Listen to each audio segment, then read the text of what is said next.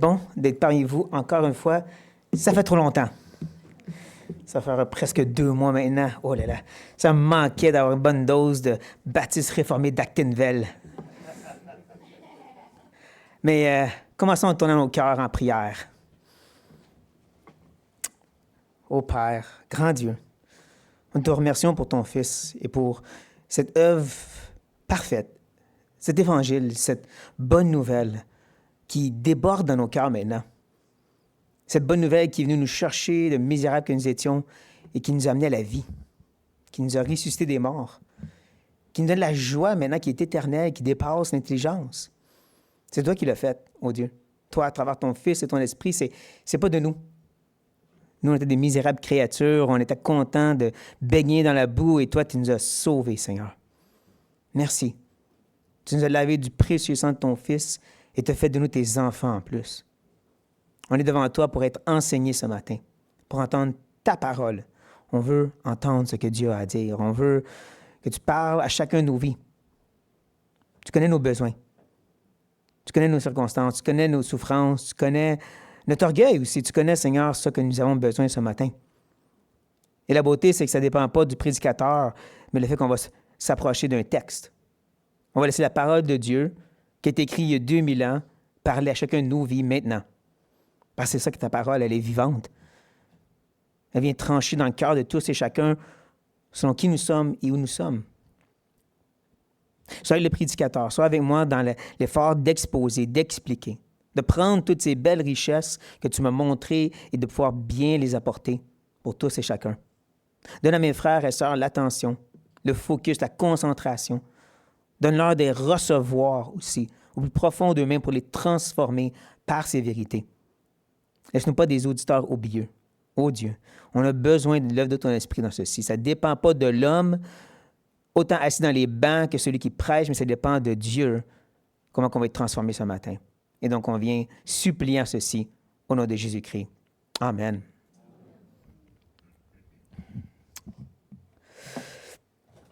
Dès la chute de l'homme, Dieu a fait comme une sorte de ligne de séparation entre deux enfants.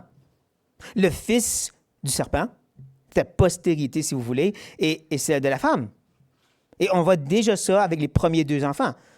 D'un bord, tu as Caïn qui tue son frère Abel, postérité du serpent, la postérité de la femme.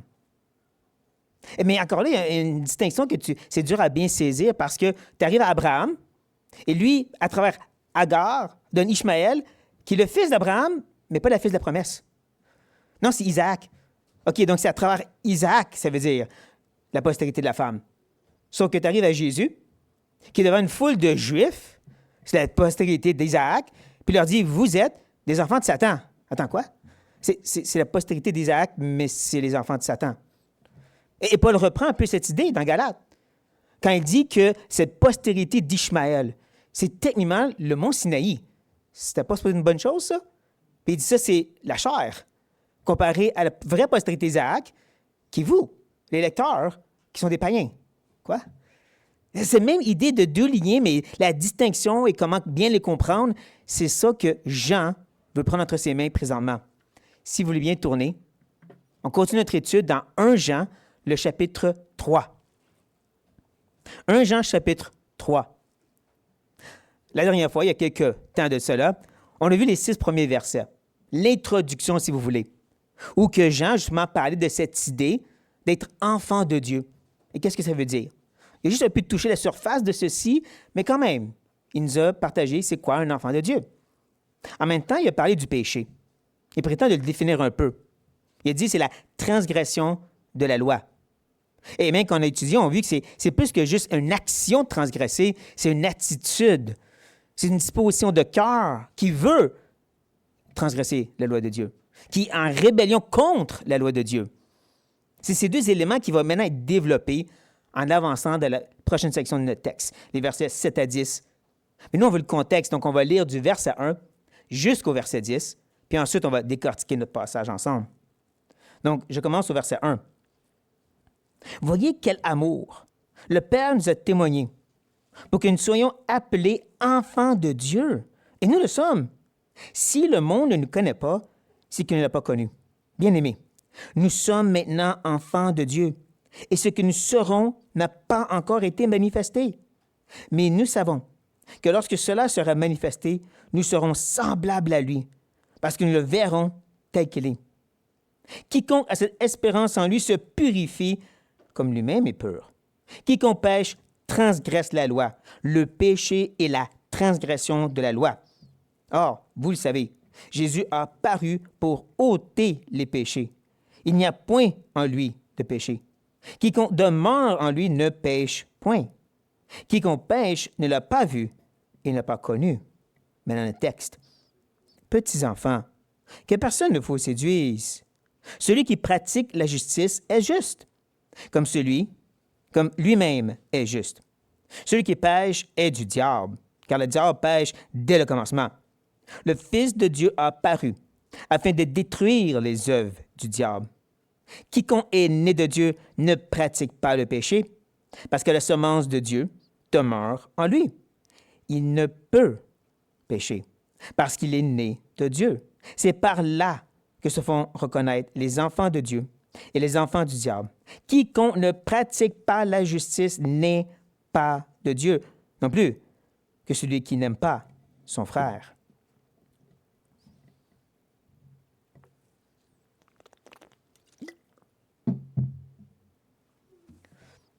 Les paroles de Jean, des fois, peuvent être un peu tranchantes. Il bardasse un peu ses lecteurs. Il dit des choses dures à entendre. N'empêche, il veut quand même s'approcher d'eux un peu comme un parent. Et c'est pour ça qu'en commençant notre section, il va revenir avec l'expression « petits-enfants », un terme d'affection et de tendresse. Et c'est un peu comme, si vous étiez parent, vos enfants commencent à vivre un peu dans la rébellion. Ils font des choses pas trop correctes. C'est temps de s'asseoir. C'est temps qu'on parle, moi puis toi. Mais avant de commencer la conversation, il y a cet un effort de dire « je t'aime ». C'est parce que je t'aime que je te dis ceci. C'est un peu ça que j'en veux faire ici. Je vais vous dire des vérités qui vont faire mal, mais je vous dis ça comme petits-enfants.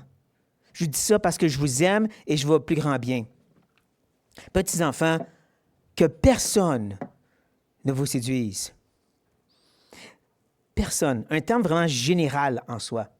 Jean aime utiliser ces termes généraux. Quiconque. Celui, il va revenir souvent dans notre texte. Comme pour dire, ça peut être n'importe qui. Vous et moi. Bien sûr, ici, le contexte, c'est négatif. Personne. Ça peut être un pasteur, prédicateur, enseignant, prophète, apôtre, homme ou femme de Dieu. Que personne ne vous séduise. Cette séduction parle vraiment de détourner de la vérité. C'est une expression qui ne parle pas juste de sexualité, mais vraiment de détourner de tout ce qui est bon et saint et de Dieu. C'est une expression que Paul lui-même va utiliser dans 2 Corinthiens. Car je suis jaloux de vous, de la jalousie de Dieu, parce que je vous ai fiancés à un seul époux, pour vous présenter à Christ, comme une vierge pure. Toutefois, de même que le serpent séduisit Ève par sa ruse, je crains que vos pensées ne se corrompent et ne se détournent de la simplicité à l'égard de Christ. Un peu la même idée. Paul avait cette crainte que les faux enseignants qui avaient rentré en Corinthe avaient détourné les gens de la vérité. Comme si le serpent ancien était venu avec ses mensonges, avait détourné la confiance de Ève en Dieu. Cette confiance qui était prête à obéir au commandement « Ne mange pas ce fruit ». Il avait réussi à la séduire, à la détourner. Il avait peur que la même chose, comme Jean ici est en train de discuter. Et ça nous ramène encore à cet rappel qu'il parle aux gens. Il nous parle ce matin. Il dit, vous êtes responsables que personne ne vous séduise, que nous séduise. Nous sommes responsables de reconnaître qu'il y a des séducteurs et des séductrices dans le monde chrétien. Il n'y a rien de nouveau sous le soleil. Ça fait 2000 ans, et il reste encore de ces gens qui vont détourner les gens de la vérité, tout en portant l'écusson chrétien. Pasteur, enseignant, que personne ne vous séduise. Séduise de quoi exactement? Quand on vous posez la question, Jean va le répondre. Il va commencer en expliquant. Celui qui pratique la justice. Encore, un terme général. Celui, celle, vous, moi, n'importe qui pratique. Ah, ça, c'est un mot important. On va mettre dans la poche droite parce qu'il va revenir énormément. Non seulement l'expression, mais l'idée, une habitude, une tendance continuelle, une façon de vivre qui est juste, bien sûr. C'est quoi la justice? Ça veut dire quoi de pratiquer la justice? Qui la définit, bien sûr? La réponse, je pense que le psalmiste va nous le dire. Comment le jeune homme rendra-t-il pur son sentier? En se dirigeant d'après ta parole. Il n'y a pas de meilleure réponse à donner. La justice se trouve dans la parole de Dieu. C'est lui qui est l'auteur de ce qui est juste, étant lui-même juste. Et donc, c'est lui qui décide qu'est-ce qui est juste. Donc, de pratiquer cette justice, c'est de pratiquer les commandements, la parole de Dieu. Celui qui fait ça, Jean ajoute, est juste. Ah, ça aussi, c'est important. Le petit verbe être, on met dans la poche gauche, pas se mélanger. D'être juste. C'est là qu'on doit comprendre qu'il parle vraiment d'un état d'être. En d'autres mots, Jean n'est pas en train de dire celui qui pratique ou qui fait la justice devient juste, comme les religions enseignent. C'est pas ça qu'ils enseignent. Ça peut sembler comme ceci, mais non, ce n'est pas le cas. Il est en train de dire la personne qui est juste va le démontrer en pratiquant la justice. En d'autres mots, celui qui est juste le démontre en pratiquant. Et ça, on peut le voir par notre texte et aussi par un simple petit mot, comme. Ces petits mots sont tellement importants. De la même façon que, ainsi que, comme, lui-même est juste. Et c'est en comprenant ce qu'il est en train de dire ici, par trois petits mots, qu'on va comprendre qu'est-ce qu'il veut dire avant. Lui-même, le Père, le Fils, le Saint-Esprit. Tous les trois. Parce que quand Jean veut parler du Père, il va dire Dieu. Quand il veut parler du Fils, il va le dire le Fils. Donc quand il dit lui-même, il semble référer à Dieu lui-même. Et c'est pas important de définir lequel des trois Dieu est juste. Et c'est là qu'on doit connaître bien notre théologie. Est-ce que Dieu est juste parce qu'il fait la justice ou est-ce qu'il est juste parce que c'est sa nature? J'espère que vous dites que c'est la première, c'est la deuxième. J'espère que vous dites que Dieu est juste parce que c'est sa nature d'être juste. De la même façon, Dieu ne devient pas bon parce qu'il fait le bien. Dieu ne devient pas, il est, tout simplement. C'est ça la théologie ici, que Jean est en train de partager. Comme, de la même façon que Dieu lui-même est, dans sa nature, juste, là on recule. Celui qui pratique la justice est, dans sa nature, juste. Encore, en d'autres mots, tu démontres que tu es juste par ta pratique, de la même façon que Dieu démontre qu'il est amour par le fait qu'il donne son Fils. Donc, on voit déjà cette belle lumière ici établie par Jean. La réalité de qui est Dieu et donc comment être comme Dieu. Dieu dans sa nature est juste et il le démontre et tu vas le démontrer aussi par ta pratique. Ceci établi, il veut maintenant se tourner vers quelque chose de plus négatif en disant celui, celle, quiconque, qui pêche. Et c'est là qu'on va dire on a un problème. Parce que tout le monde pêche. Y a-t-il quelqu'un là, de ce matin qui veut lever la main pour dire moi, je n'ai pas pêché cette semaine? Personne? Ce matin même? Oui. Et considérant qu'est-ce qu'il va dire ensuite, on a vraiment un problème parce qu'on est tous de Satan, ça veut dire. Ça ne peut pas être cette idée que quiconque pêche, point. C'est là qu'on revient à notre poche droite. Pratique. Même si le mot n'est pas utilisé, l'idée reste prédominante à travers le texte. Une façon de vivre. Même que le verbe pêche est dans un verbe d'action continuelle. Continue à. Vis comme. C'est le péché. C'est aussi ici qu'on revient à notre introduction. C'est quoi le péché encore? Transgression de la loi. Une attitude, une disposition vers une rébellion contre la loi de Dieu. Quelque chose d'inné qui entend la loi de Dieu et qui dit non, je ne veux pas. Oh, on essaye d'être des bonnes personnes, mais quand Dieu dit c'est ça, la loi, on dit oh non, non, non.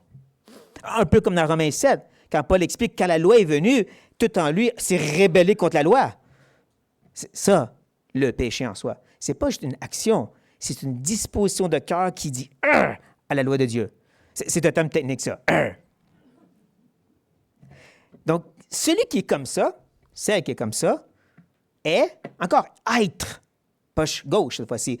Être, ta nature, c'est du diable. Ouch!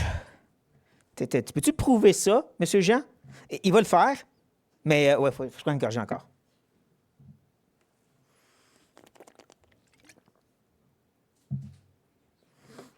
Justement, Jean va prendre le temps de dire, je peux faire cette affirmation parce que le diable pêche, a cette tendance et cette attitude de rébellion dès le commencement. C'est encore ici qu'on doit s'arrêter et puis dire, attends une seconde, Satan, as-tu été créé méchant? Non? Right? J'espère que vous comprenez que Satan a été créé à la base bon parce que tout ce que Dieu a fait était bon. Mais Jean dit dès le commencement. C'est là qu'on se rappelle l'expression que Jean utilise à maintes et maintes fois dans son épître, qui est utilisée pour non nous ramener à la création en soi, mais au commencement, quand Dieu créa les cieux et la terre. Quand il le fit par la parole qui était avec Dieu, la parole qui était Dieu. Ça nous ramène justement au livre de Genèse, à ce moment où tout est arrivé. Et drôlement, la première fois qu'on voit Satan, ce n'est pas comme un être chérubin qui adore Dieu, hein? La première fois que Genèse nous présente Satan, c'est quoi? Un serpent qui vient séduire Ève. C'est ça l'idée. Dès le commencement, la première mention qu'on a de Satan, c'est un séducteur. Un qui est rebelle à la volonté de Dieu dès le commencement. Même si nous avons des passages dans Ésaïe et Ézéchiel qui le présentent comme un être qui adorait Dieu, dès le commencement, on le voit comme un séducteur.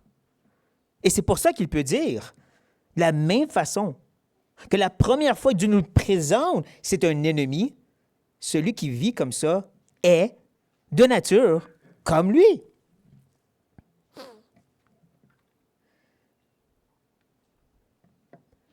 Justement, Jésus, dans Jean chapitre 8, il a vraiment mentionné ceci en disant, vous avez pour père le diable, et vous voulez accomplir les désirs de votre père. Il a été meurtrier quand? Dès le commencement. Et il ne se tient pas dans la vérité, parce qu'il n'y a pas de vérité où? En lui, sa nature, sa personne. Lorsqu'il profère le mensonge, il parle de quoi? Son propre fond. Car il est menteur et le père du mensonge. Deux fois qu'il utilise l'expression de père. Et je pense que c'est important de comprendre qu'il ne parle pas de source ici. Il y a une seule source de toute chose, c'est Dieu. Dieu n'est pas l'auteur du mal, mais il est la seule source de toute chose. Ça devient dangereux de commencer à dire « Satan a amené le mal dans le monde ». La Bible ne parle pas comme ça. Mais elle dit qu'il est la représentation de tout ce qui est rébellion contre Dieu.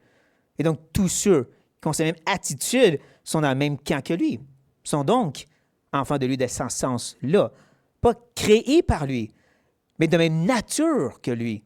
Un de rébellion et d'attitude qui est obstinée contre Dieu.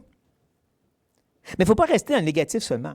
Maintenant qu'il a établi ces deux piliers de la lumière et des ténèbres, il va donner une lueur d'espérance. Il va revenir et dire, le Fils de Dieu a paru. C'est la lueur d'espérance qui se trouve en Jésus seul. Et encore ici, on a une question à se poser. Pourquoi il mentionne qu'il a paru? Pourquoi ne pas dire tout simplement, le Fils de Dieu a détruit les œuvres de Satan? Pourquoi parler de sa apparition, sa manifestation, son incarnation? C'est ici qu'on revient au contexte historique du livre. Ces faux enseignants qu'on peut voir à travers le livre qui niaient la divinité de Christ. L'idée que Jésus est dès le commencement, qu'il est Fils de Dieu qui était en le Père, comme on le voit dès le début du livre. Ces hommes niaient ces choses-là. Fort probablement des gnostiques qui croyaient que Dieu est tellement un esprit pur, tellement transcendant qu'il ne peut pas se mélanger à la création. Donc, l'idée, un Dieu qui devient homme, impossible. Il était spirituellement incroyable, Il était un grand homme puissant, un prophète, mais pas Dieu, comme les témoins de Jéhovah et les musulmans disent. Et c'est pour ça que Jean doit rappeler, Jésus, le Fils de Dieu, a paru. Il a été incarné. C'est une réalité qui est d'une grande importance pour notre ami Jean. À tel point que même quand il arrive dans sa deuxième épître, il revient encore sur ce seul point théologique. Il va dire, « Car plusieurs séducteurs sont entrés dans le monde, qui ne confessent point que Jésus-Christ est venu en chair. Celui qui est tel, c'est le séducteur et l'antéchrist. » C'est assez sérieux, ça, n'est-ce pas? Non seulement c'est la seule grosse vérité que Jean argumente dans cette petite épître, mais en plus, il traite les gens qui le rejettent comme des séducteurs et des antéchrists. C'est là qu'on doit réaliser à quel point que cette incarnation est vraiment au noyau de qu'est-ce qu'est l'Évangile. Le fait que Jésus est 100% ou complètement Dieu et complètement homme. Dès le début, dès le premier livre, je parle ici de Job techniquement, on voit cette idée-là. Job dit ceci, « Il n'y a pas entre nous d'arbitre qui pose sa main sur nous deux. » L'idée de ces paroles voilées, c'est qu'il faut quelqu'un qui peut mettre sa main sur l'homme, donc être humain, mais aussi sur Dieu, être divin. Il doit y avoir un Dieu-homme pour être médiateur. C'est voilé, mais ça vient de quelque part. Après que Dieu ait partagé ces premiers évangiles dans Genèse, nous voyons dans le chapitre 4 ceci. Adam connut Ève, sa femme. Elle conçut et enfanta Caïn. Et elle dit, « J'ai formé un homme avec l'aide de l'Éternel. » Voici ce qui est intéressant. La petite partie que j'ai mis en rouge, « avec l'aide », n'est pas dans le texte hébreu. En réalité, une meilleure traduction serait, « J'ai formé un homme, l'Éternel. » J'ai formé un homme, Dieu. Dès le début, ils avaient compris que ce Messie devait être homme, mais devrait être aussi Dieu. Et cette vérité continue et devient plus élaborée à travers les psaumes et les prophètes. Mais ce n'est pas juste que c'est prophétique. Jésus devait être homme et Dieu. C'est vraiment le noyau, comme je dis, de qu'est-ce qui sauve l'être humain. Dans Romains, Paul dit ceci. « Car chose impossible à la loi, parce que la chair la rendait sans force. Dieu a condamné le péché dans la chair, le corps, en envoyant, à cause du péché, son propre Fils dans une chair, un corps, semblable à celle du péché. Et cela, afin que la justice de la loi fût accomplie en nous, qui marchons non selon la chair, mais selon l'esprit. » En d'autres mots, plus simplement dit, puisque le péché est rentré dans le monde par l'homme, l'homme seul peut prendre la culpabilité du péché. C'est pour ça qu'il devait être homme. Et tant qu'homme, il pouvait prendre sur lui-même. Jésus l'a imputé ce péché sur lui-même. Et donc, Dieu pouvait condamner le péché à la croix, le juger et bien sûr le mettre dans la tombe. Pas pour rien que quand Jésus est ressuscité, il n'est pas ressuscité comme Lazare en tant qu'homme, mais en tant qu'être glorifié, le péché laissé dans la tombe. C'est pour ça aussi, le salut, ce n'est pas juste Jésus te sauve, crois en lui, c'est que tu meurs en Christ. Le péché reste dans la tombe et tu ressors en nouveauté de vie. Oh oui, il y a du rémanent, du restant, et c'est seulement ultimement à la résurrection de gloire qu'il est parti pour de bon, mais en Christ, tout ceci est accompli à cause qu'il était homme. Donc, en tant que Dieu, il peut être parfait et nous donner cette perfection. En tant qu'homme, il peut prendre la condamnation que nous méritions.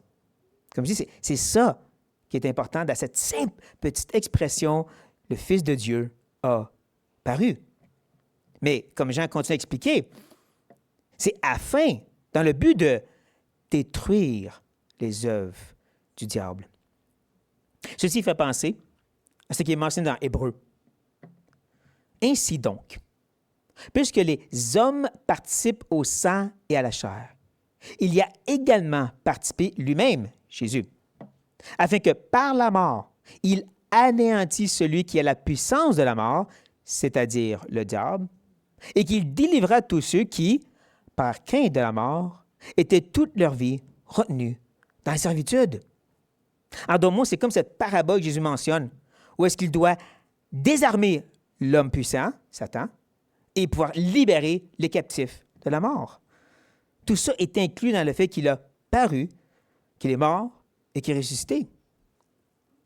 Donc, Jean essaie de faire comprendre, en parlant de cette idée de détruire les œuvres du diable, qu'il devait justement défaire ces liens. C'est même une meilleure façon de détruire, de traduire le mot détruire ici. Défaire les liens. Détacher. Et c'est pour ça qu'on comprend que le péché reste parce qu'il n'est pas détruit, mais il est détaché. Son règne sur nous n'est plus complet. Il reste, il nous dérange, mais il n'est plus lié à nous. On n'est plus enchaîné ainsi. Une image que j'aime souvent entendre et utiliser, c'est celle des esclaves il y a bien longtemps. Où est-ce qu'il y a eu cette proclamation de liberté et qu'ils ont toutes leurs chaînes ont été enlevées, mais pour la majorité, surtout ceux dans le sud des États-Unis, ils ne comprenaient pas ça veut dire quoi, d'être libérés. Et la majorité ont resté en tant qu'esclaves auprès de leur maître. Parce qu'ils ne savaient pas c'était quoi. Et leurs maîtres n'ont pas aidé non plus en établissant des lois qui les empêchaient de vivre en liberté. Mais c'est un peu ce qui se passe. On a les chaînes d'enlever, mais on ne comprend pas ça veut dire quoi, d'être libre du péché. On a besoin de la parole pour renouveler notre intelligence et comprendre cette vie sans péché. Comprendre ça, c'est la chair, tue ça. Ça, c'est le commandement, vie comme ça. On a besoin de ce renouvellement, encore et encore. Et bien sûr, l'ennemi n'y est pas dans nos efforts de se défaire, comme les esclaves d'autrefois. Mais bon, c'est ça que Jésus est venu faire. Et cette réalité de liberté vient faire la différence entre ces deux camps qui nous étaient présentés, hein? Entre celui qui pratique la justice et celui qui pratique le péché. La différence, le pont, c'est Jésus. Et c'est pour ça qu'il peut continuer à dire, quiconque, n'importe qui, vous et moi, qui est né de Dieu. Ne manquez pas, hein? C'est qui a donné cette naissance-là? Dieu. C'est son œuvre, du début à la fin. C'est lui qui nous régénère. C'est l'œuvre du Dieu Tout-Puissant qui, d'une parole, crée toute chose. C'est important de comprendre ça. Quand il va ajouter, ne pratique pas le péché. Ne pas cette habitude et cette inclinaison maintenant. Ne plus cette tendance et ce penchant. On comprend encore, c'est la pratique de et pas la réalité du péché. Est-ce qu'on pêche encore? On l'a tout dit oui. Moi, j'espère que vous avez avoué que oui. Mais l'esclavage de, la tendance vers, non, parce qu'on est né de Dieu. Et Jésus a paru pour justement défaire ces liens-là. C'est ça qui est important et c'est pour ça qu'il peut ajouter, c'est parce que, juste à cas vous n'étiez pas sûr, la semence de Dieu. C'est quoi ça? C'est quoi la semence de Dieu? Je vous laisse réfléchir.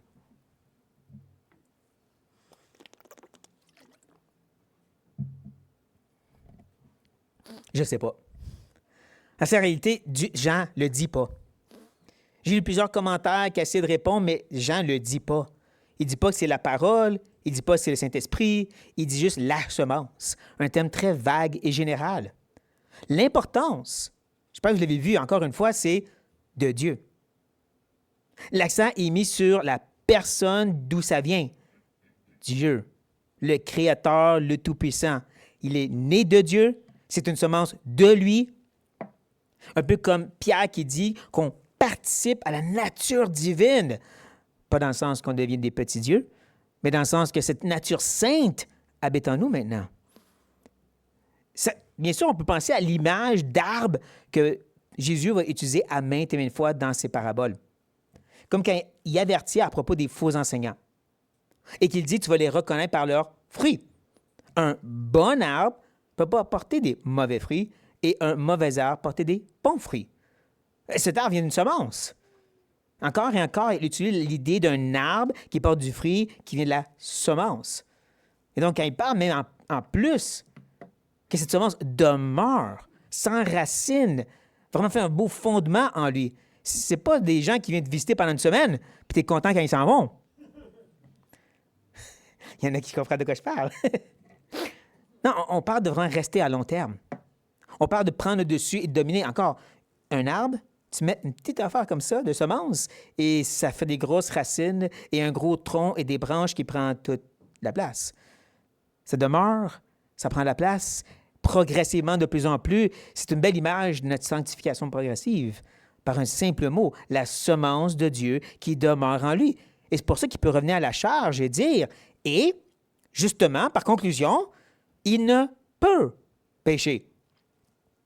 Est-ce que Jean se contredit?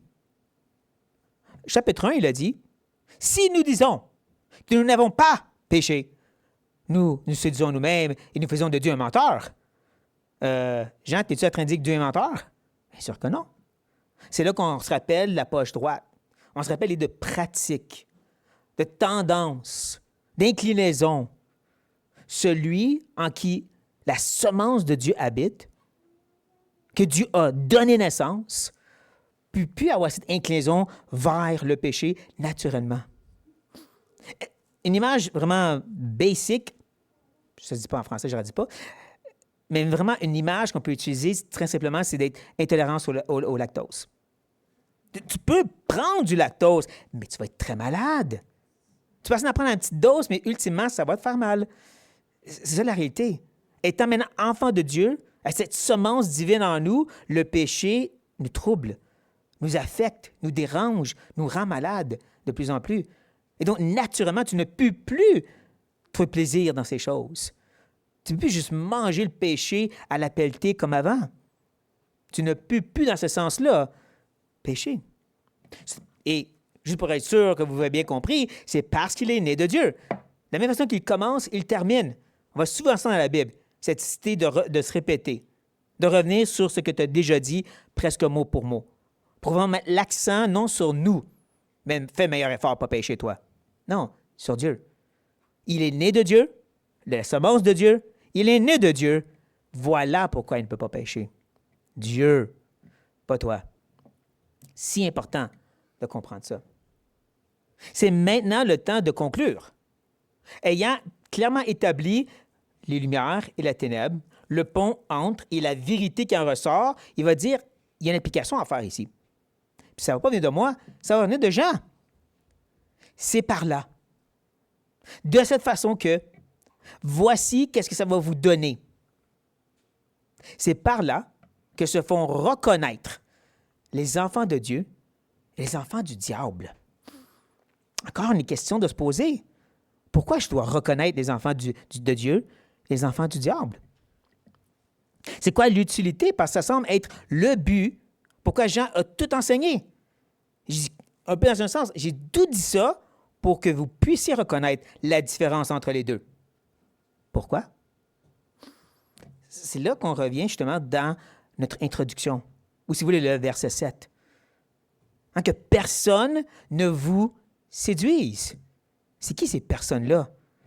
Ceux qui sont du diable. Ceux qui ne sont pas de Dieu. Un enfant de Dieu ne va pas séduire un autre enfant de Dieu. Mais un enfant du diable, oui.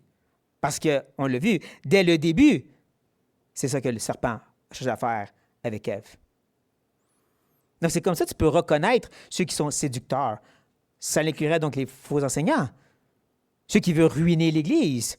Comment on fait pour les reconnaître? Voici les fruits qui vont en découler, en d'autres mots. Mais j'irais un peu plus loin que ça, c'est aussi les faux professants. Ceux qui ne sont pas nés de Dieu. L'épître de Jude. L'épître qui n'est pas très reconnue par les gens, mais qui est vraiment enrichissant. Ayant passé beaucoup de temps à l'étudier, je crois que Jude ne parle pas de faux enseignants, mais des faux professants. Et le danger qu'ils peuvent amener dans l'Église aussi. Et c'est pour ça qu'à la fin, il parle de sauver certains du feu, mais de le faire avec une crainte quand même. Parce que ce n'est pas tous qui vont être sauvés du feu. Non, c'est eux aussi qu'on doit reconnaître comme enfants du diable. Il y a de ce danger dans l'Église que nous devons faire attention, chers frères et sœurs. Et je pense que c'est important. Je crois que Jean appelle l'Église qui est devant lui, les Églises même, à pouvoir vraiment reconnaître ceux qui sont parmi eux, mais qui ne sont pas des nôtres. Comme je dis, je dirais, sauve-en certains du feu, mais fais attention à d'autres. Et il va revenir à la charge pour vraiment expliquer leur danger et encore expliquer qui ils sont en disant « quiconque ne pratique pas la justice n'est pas de Dieu ». Parce que rappelez-vous, celui qui est de Dieu est juste, a cette nouvelle inclinaison vers le bien. Et donc, celui qui ne la pratique pas n'a pas cette inclinaison naturelle. Pierre, pour sa part, dans 2 Pierre chapitre 2, parle de ces gens qui ont essayé de changer leur vie, mais qui retournent leur vomi comme des chiens. Parce qu'ils n'ont pas été régénérés, ils ont juste essayé de changer leur vie. Donc, il y en a qui vont essayer de pratiquer la justice, mais ils n'ont pas cette semence en eux. Cette semence qui est de Dieu. Celui qui ne va pas la vivre naturellement et continuellement n'est pas de Dieu. Parce que quand c'est un œuvre de Dieu, il va y avoir cette inclinaison. Il va y avoir ce désir. On va aimer les commandes de Dieu de plus en plus en plus. Pas de toi, c'est l'œuvre de Dieu. Mais c'est là qu'il va ajouter un détail de plus. Un détail quand même important. Il va dire non plus que celui qui n'aime pas son frère. Pourquoi parler de l'amour? Pour 2 raisons. La première, c'est pour nous enligner dans la prochaine section. À partir du verset 11, il va vraiment en détail sur cet amour qu'on doit avoir les uns pour les autres. Mais ça, vous devrez venir la prochaine fois, le 14 septembre. Mais il y a une autre raison qui nous ramène au contexte historique, la réalité qui se passait dans l'Église. Comme j'ai dit, des faux enseignants et certains qui les ont suivis. Ils nous ont quittés parce qu'ils n'étaient pas des nôtres. Mais un peu plus loin, dans le même chapitre, Jean parle de gens qui sont encore parmi eux, puis qu'il faut faire attention aussi. C'est eux qu'il faut chercher à exhorter, mais avec amour. Comme je dis, Jude a la même sorte de mentalité et d'enseignement. On fait attention à certains, mais on veut en sauver d'autres dans l'amour. On voit la même chose avec l'Épître aux Hébreux. Cette Église vivait beaucoup de persécutions. On peut le voir dans le texte. Et on voit aussi que certains reculaient et retournaient au judaïsme. Et d'autres qui étaient un peu ambigus, t'es pas sûr. Et c'est pour ça que dans l'Épître, tu vois encore et encore des efforts de l'auteur de dire « N'abandonnez pas votre assemblée. Ne retournez pas dans ces choses-là. » Mais quand il arrive à l'exhortation, quand il arrive au chapitre 13, il va commencer en disant que l'amour continue. C'est important, ça. Je vous appelle maintenant à mettre en pratique mon épître dans l'amour. Oui, il y a des gens qui ils sont en train de quitter, des gens qui vous ont blessé. Donc, par l'amour, cherchez à reconstruire et avancer. Cette idée est vraiment importante quand on parle de pouvoir reconnaître les enfants de Dieu et les enfants du diable, de le faire dans l'amour. C'est triste quand tu regardes l'histoire chrétienne jusqu'à maintenant, où est-ce qu'il y a beaucoup d'attaques méchantes et véhémentes entre nous pour des différences. Tu crois comme ça? Tu es un hérétique. Tu as cette doctrine? Tu es du diable, toi. Oh! Voici qu'un rappel qui dit, dans l'amour, on cherche à reconnaître ceux qui sont du diable et ceux qui sont de Dieu. Rappelons-nous que à la base, la racine même de ce que Jean dénonce, c'est ceux qui s'attaquent à la personne et à l'œuvre de Christ, l'Évangile. Et à ceux, justement, qui vont avoir ce penchant vers le péché, vers cette rébellion des commandements de Dieu. Et il y a une chose que les deux vont ensemble. Si tu n'as pas le vrai évangile, tu n'as pas le vrai nouveau cœur. Les deux vont ensemble. C'est pour ça que dans l'amour, on dit si tu as un, tu as l'autre. Tu es un frère, tu es une sœur. On travaille ensemble. C'est pour ça que cet amour est important et je crois que ça fait partie de la séduction qu'il faut faire attention. Et une autre de ces séductions qui ressort du texte de façon évidente pour moi, c'est justement cet évangile dilué. Cette idée que d'être sauvé sans être régénéré.